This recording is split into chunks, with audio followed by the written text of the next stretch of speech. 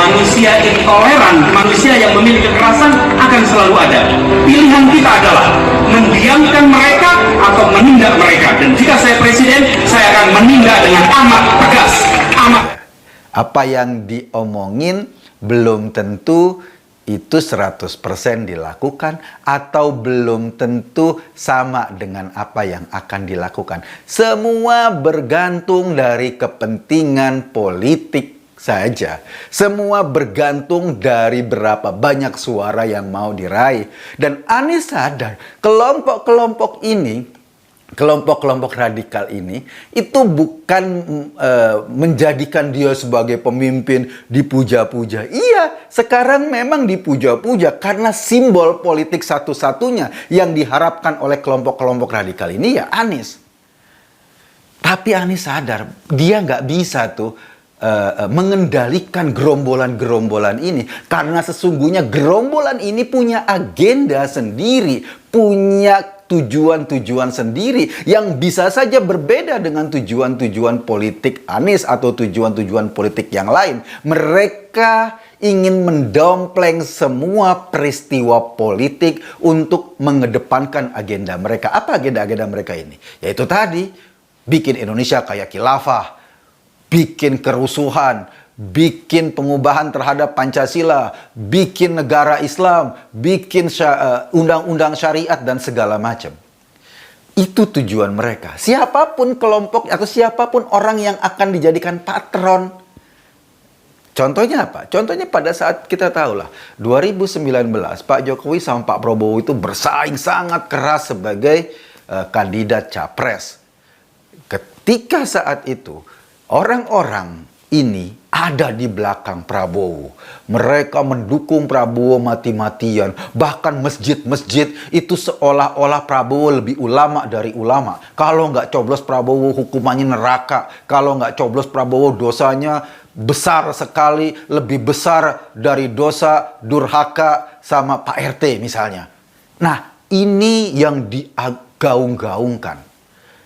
Apakah mereka pengikut Prabowo? Bukan. Kenapa? Ketika pas Prabowo masuk dalam kabinetnya Jokowi, mereka marah. Mereka nggak memahami atau mereka protes. Kenapa? Karena tujuan mereka bukan itu. Tujuan mereka adalah mengubah Indonesia. Nah, Anies juga punya perasaan itu sekarang. Secara politik, dia kejebak oleh permainan politiknya sendiri yang pada saat Pilkada 212 sangat menguntungkan dia. Tetapi sekarang posisinya membuat dia terpojok di stigma sebagai bagian dari kelompok intoleran.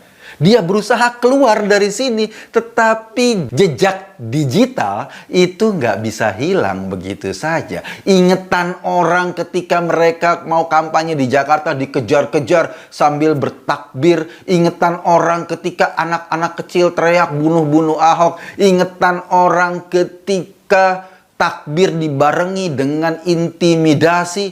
Itu nggak bisa dihapus begitu saja di kepala orang. Dan orang tetap ingat itu.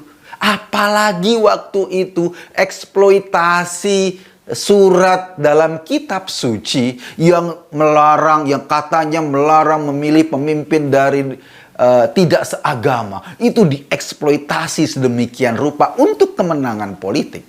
Akibatnya apa? Akibatnya setelah peristiwa pilkada itu di sekolah-sekolah, pemilihan OSIS dihiasi juga dengan argumen kitab suci ini.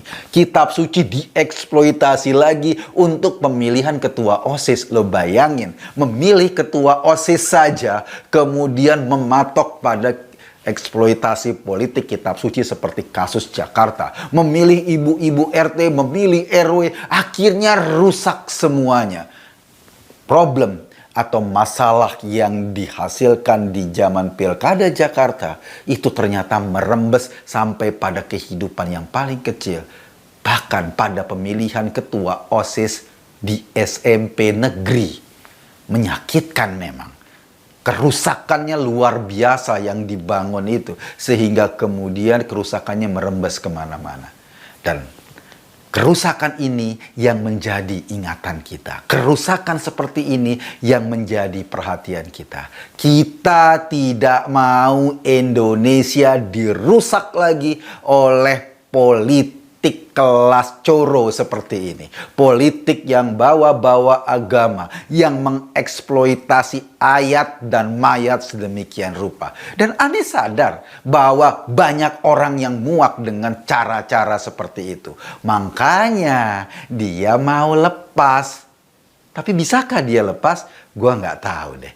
Cara dia untuk lepas misalnya dibantuin juga tuh sama pendeta Gilbert yang mendoakan Anies semoga jadi pemimpin Indonesia masa depan. Gua nggak tahu deh.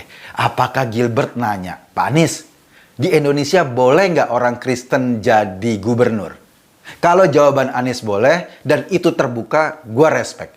Tapi kalau jawaban Anies tetap, oh enggak, dia yakin pada kitab suci yang membatasi orang lain untuk jadi pemimpin, percuma Gilbert itu dorong-dorong Anies. Kenapa? Karena sesungguhnya dia membunuh potensi jemaatnya sendiri untuk tampil maksimal dan menggunakan hak politiknya di Indonesia. Itu membunuh potensi jemaatnya sendiri. Jadi tanyain sama Pak Anies, boleh nggak orang yang tidak beragama Islam jadi gubernur menurut keyakinannya? Dan omongin secara terbuka. Kalau itu diomongin, ya oke lah. Gua masih maklumi kalau Pak Gilbert berdoa buat Anies Baswedan. Saya Kekun tadi hanya mengajak Anda berpikir dan kesimpulannya terserah Anda. Terima kasih.